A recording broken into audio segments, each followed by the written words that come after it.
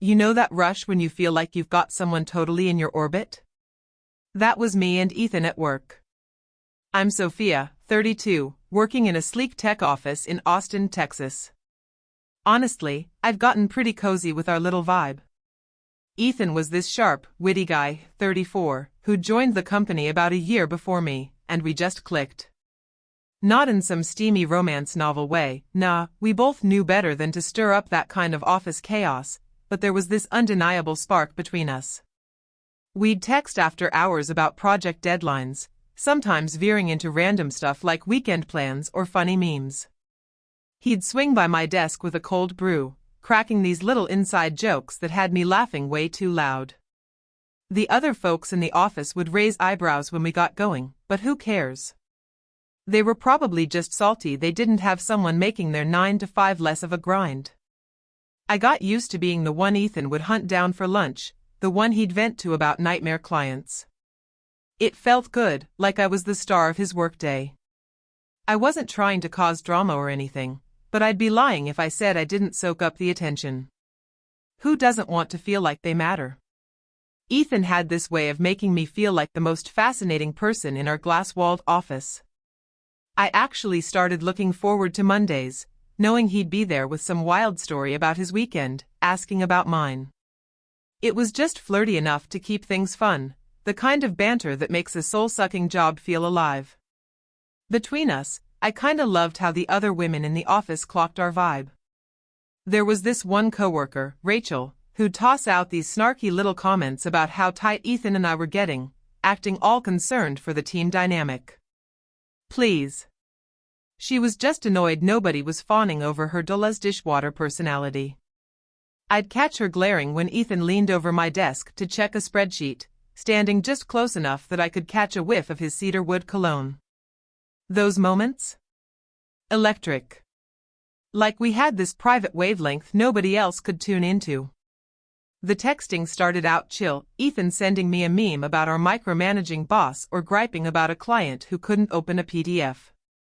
Then it got more personal, what shows we were binging, random thoughts about life, dreams we'd never told anyone else. Nothing crossed the line, but it was more than just coworkers shooting the breeze. I'd check my phone obsessively, getting this little jolt every time his name lit up my screen. Sometimes we'd text late into the night, the conversation flowing so easily it felt like we'd known each other forever. I told myself it was just a solid friendship, but deep down, I knew it was more.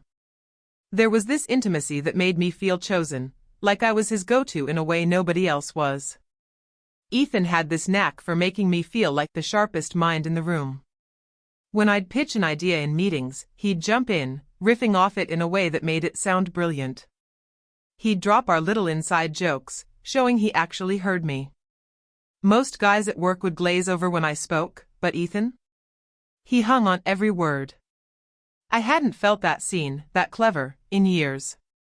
So yeah, I started putting in extra effort, picking outfits I knew he'd notice, spritzing on that citrus perfume he'd raved about once.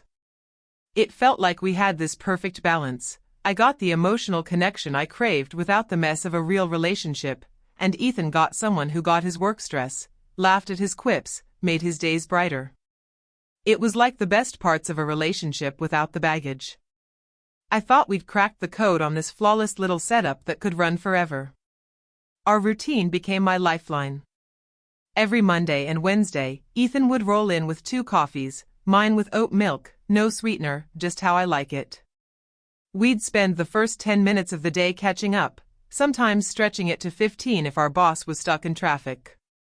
He'd ramble about some true crime podcast he was hooked on or a late-night documentary that blew his mind. I'd dish about my weekend hikes or my roommate's latest meltdown. It felt effortless, like we'd been doing it for decades, not months. I loved how he'd come straight to me when something big happened, like when we landed a major client, he'd text me first, before the group chat even blew up. When our boss dropped some absurd comment in a meeting, we'd lock eyes across the table, sharing a silent laugh. He made me feel like his trusted ally, the one he leaned on most in that place. That feeling? Purely addictive. I'd never had someone make me feel so essential to their daily groove. The rest of the office definitely noticed our connection. Some, like Mia from HR, seemed green with envy, always finding reasons to hover near Ethan's desk when we were deep in conversation.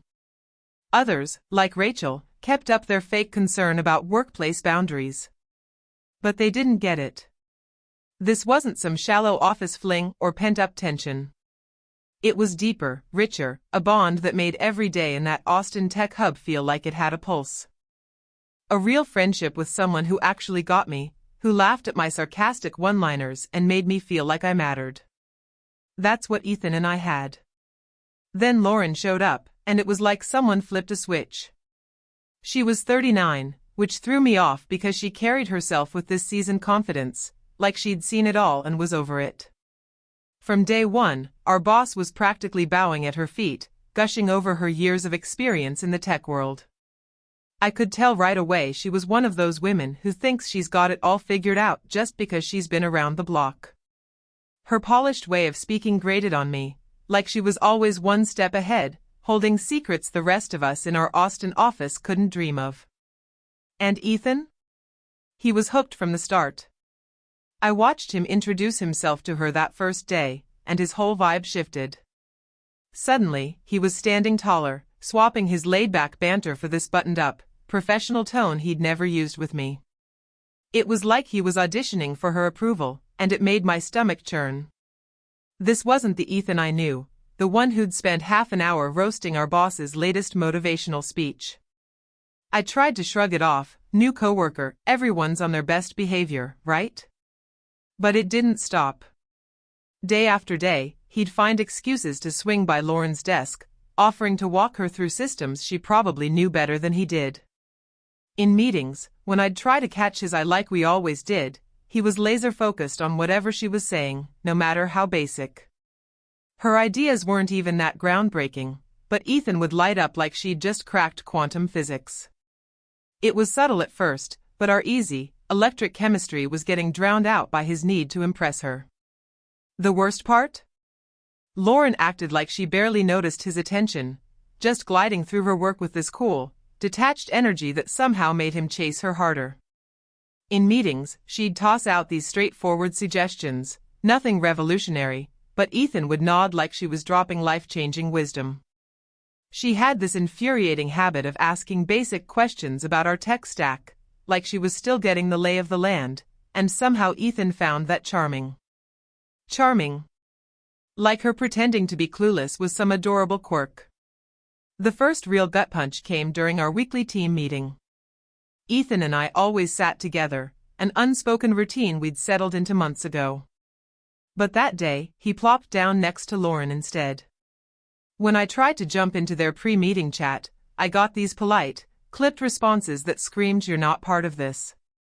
It was like being back in high school, shut out from the cool kids' table, except worse, Ethan and I had been tight. I spent the whole meeting watching them, noticing how animated he got when she spoke, leaning in like her words were gold. When she threw out a suggestion, he'd pile on with enthusiasm, turning her basic ideas into some grand vision. But when I spoke up, barely a nod. It was like I'd vanished. Our months of connection, all those shared jokes and late-night texts, felt like they meant nothing. After the meeting, I tried to pull him aside for our usual debrief, where we'd rip apart our boss's latest buzzword bingo and laugh about the pointless agenda. But he brushed me off, muttering something about a tight deadline. This was the guy who'd spend 20 minutes analyzing our boss's coffee order, and now he was too busy? I knew exactly where his focus was, and it wasn't on work. Within 2 weeks, Ethan had basically erased me from his world. Our Monday and Wednesday coffee runs? Gone, no explanation. The after-hours texts about random stuff? Dead air. I'd say, "Hey, Ethan," passing his desk, and get this awkward, stiff nod, like we'd met once at a networking event. It was bizarre and stung like hell. We'd been so close, sharing personal stories and dumb inside jokes, and now I was a stranger. I started watching where his attention went, and, shocker, it was all on Lauren. He'd hover near her desk, asking if she needed help with anything, offering to explain tools she clearly already knew. He'd save her a seat in meetings, make sure she had the good markers for whiteboard sessions, even jump to carry her laptop bag like she couldn't handle it herself. When she spoke, he'd build on her ideas like she was some tech guru, hyping up her most obvious points. Meanwhile, when I tried to join their chats, I'd get these polite but cold vibes, like I was crashing their private party. It felt personal, like he was deliberately icing me out. I racked my brain, wondering what I'd done wrong. Had I been too forward? Not forward enough? I replayed every conversation, searching for some line I might have crossed. But the more I thought about it, the more I realized this wasn't about me. Ethan was completely wrapped around Lauren's finger, chasing some polished, older woman who probably had a trail of baggage, divorce drama, maybe a moody teenager, who knows. Why was he so eager to dive into that mess? We had this perfect, easy connection that made work fun, and he was throwing it away for someone who probably had more red flags than a coding error log. The texting silence hit hardest. I'd gotten so used to that constant ping of connection, that feeling of being someone's go-to. Now my phone was a ghost town, and I'd catch myself checking it out of habit, hoping for his name to pop up. Sometimes I'd start typing a message, something funny about a client or a jab at our boss, then stop, remembering we weren't that anymore. The quiet felt like a slap, like he was punishing me for something I couldn't even name. I noticed how he'd angle himself in meetings to keep Lauren in his line of sight, how he'd time his coffee breaks to match hers. The confident, hilarious guy I'd connected with had turned into this eager shadow, chasing her every move like a lost puppy. It was almost painful to watch, honestly. Did Ethan have no self-respect? No clue how desperate he looked trailing Lauren around like some starry-eyed intern? Since he wanted to play these childish games, I figured I could play too. I started turning up the charm with other guys in our Austin office, Lucas from the design team, Ryan from leadership, even our boss when it felt right. Nothing unprofessional, just the same warmth and attention I'd once given Ethan. Suddenly, he noticed me again, but not in the way I wanted. His jaw would tighten when he saw me joking with Lucas, laughing over some dumb client email. In meetings, if I was chatting with Ryan, Ethan would butt in with some pointless work question or steer the guy away. It was so obvious, almost laughable, like, you don't want me, but nobody else can have me either. The double standard was infuriating. He could fawn over Lauren like a lovesick teenager, but the second I was friendly with other colleagues, he turned possessive. I wasn't even doing anything wrong, just being my usual witty, professional self. But somehow, that threatened him in a way his blatant obsession with Lauren didn't. So, I started dropping little comments, nothing cruel, just pointing out the obvious. Wow, Lauren, that's such a unique angle, I'd say, with just enough edge to show I wasn't impressed by her recycled ideas. Or, Ethan, you're so helpful today, when he'd trip over himself to fix her printer jam. I wasn't being petty, just calling out the dynamics everyone could see but nobody would admit. Somehow, though, I became the problem. Coworkers started giving me side-eye, like I was the one acting out of line, when all I was doing was reacting to Ethan's bizarre behavior. It wasn't my fault he couldn't handle a little competition or that he'd tossed our friendship for some midlife fantasy with Lauren. Honestly, the other guys were way more fun anyway. Lucas, especially, had this sharp, deadpan humor that reminded me of the old Ethan, before he got sucked into Lauren's orbit. We'd trade smirks during mind-numbing meetings, whispering jokes about our boss's latest buzzword obsession. I could tell it got under Ethan's skin when Lucas and I would crack up over something stupid, or when Lucas would swing by my desk to chat about some new taco joint in Austin. Good. Maybe a little jealousy would remind him what he'd thrown away. But Ethan's reaction wasn't what I'd hoped. Instead of waking up and trying to fix our friendship, he leaned harder into Lauren. It was like he was hell-bent on proving I meant nothing to him anymore. He'd parade past my desk with her, loudly talking about some new project or their shared love for obscure indie bands.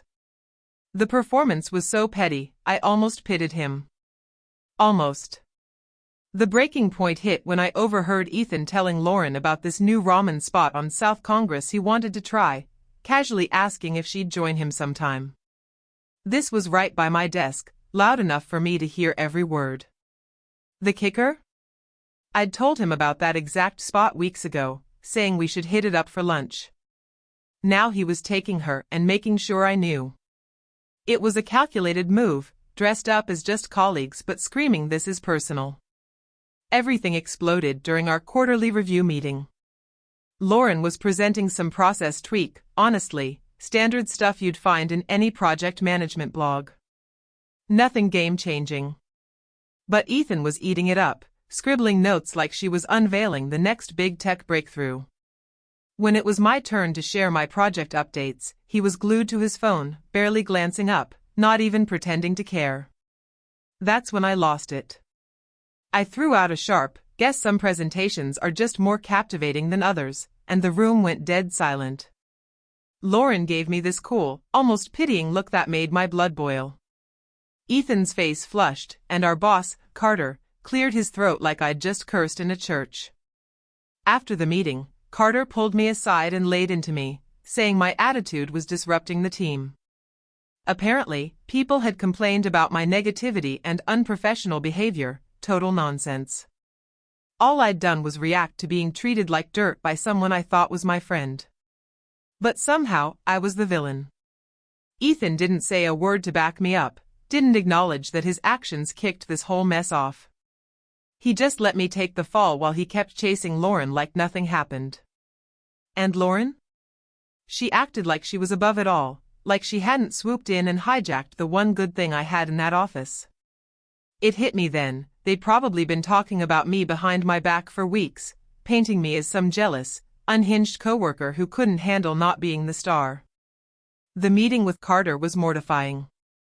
He rattled off a list of so-called incidents, my snarky comments in meetings, my territorial vibe on projects, my unwelcoming attitude toward new hires. Half of it was news to me or blown way out of proportion. Like when I'd corrected Lauren's mix-up about our cloud storage system, apparently, that was condescending. Or when I'd pointed out that Ethan's new idea was something I'd pitched months ago, that was attention-seeking and disruptive. It was obvious Ethan and Lauren had been crafting a case against me, twisting every small interaction to paint me as the problem employee. They'd cherry-picked moments, spun them into a narrative, and fed it to anyone who'd listen. 3 months later, I found out Ethan and Lauren were officially a couple, not from Ethan, of course, but from Emma in HR, who casually mentioned seeing them cozying up at a trendy taco joint on East 6th. They'd been sneaking around for weeks, probably snickering about how nobody suspected a thing. The real gut punch came when Carter called me into his office and dropped the bomb. My contract wasn't being renewed. Performance issues and cultural fit concerns were the official excuses, but I saw through it. Ethan and Lauren had framed me as the bitter, unhinged coworker who couldn't handle normal workplace dynamics. Meanwhile, they got to play the mature, professional couple, floating above the drama they'd created. As I packed up my desk, Ethan was suddenly swamped with work, staring at his screen like it was the most fascinating spreadsheet in the world, too spineless to even glance my way. Lauren gave me this fake, sympathetic smile as I walked past with my box of desk plants and coffee mugs, like she was genuinely sorry it had come to this. The act was nauseating. 6 months later, I'm still jobless. Word spreads fast in Austin's tech scene about difficult employees who can't play nice. Then I saw their engagement announcement on LinkedIn, Ethan grinning like he'd won the lottery, Lauren radiating that smug glow of someone who got exactly what she wanted. Everyone's fawning over them like they're some inspiring tech power couple, straight out of a feel-good startup blog. Meanwhile, I'm the cautionary tale, the woman who couldn't handle a coworker moving on to better things. But here's the truth nobody wants to face: I wasn't wrong. Ethan was a coward who couldn't own up to his feelings or intentions. Lauren was a calculated player who saw what Ethan and I had and decided she wanted it for herself, then systematically dismantled me to get it. And I'm supposed to just nod along and act like I don't see it? No way. They deserve each other. What burns me up is how easily everyone swallowed their polished narrative. Suddenly, I was the unstable one, the woman who couldn't handle professional relationships. Nobody questioned why Ethan's behavior flipped the second Lauren showed up. Nobody noticed how my performance issues conveniently started right when she joined the team. Nobody dared suggest that maybe, just maybe, I was reacting to being deliberately pushed out and replaced. I still peek at their social media sometimes, I'll admit it. They look obnoxiously happy in their photos, all matchy-matchy in their Patagonia vests, posting about weekend hikes in Zilker Park or brunch at Odd Duck. Ethan writes these sappy captions about finding love when you least expect it and grateful for new chapters. It's gag-worthy. Like our months of friendship meant nothing. Like I was just a placeholder until his real soulmate strolled in. But here's what they'll never get. I remember everything. Every late-night text, every moment of raw connection, every time Ethan opened up about things he probably never told anyone else. I know about his doubts about making it big in tech, his messy family drama back in Dallas, his fear of being just another cog in the machine. What we had was real, no matter how much he pretends it wasn't. Lauren can have him now, but she's got the guarded version, the Ethan who learned to keep his cards close after our fallout. I had the real him, even if it was fleeting and, in the end, meant nothing to him. Sometimes I wonder if they talk about me, if my name ever pops up in their perfect little world. Do they laugh about how pathetic I was, how jealous and bitter? Or do they act like I never existed, like our friendship was just some awkward blip Ethan had to get through before finding his true match? Either way, it doesn't matter. They won, I lost, and life keeps moving whether I like it or not. But they can't erase the fact that, for a while, I was the one who mattered most to him in that sleek Austin office. That's something Lauren will never have, no matter how many engagement rings he buys or how many picture-perfect couple posts they share.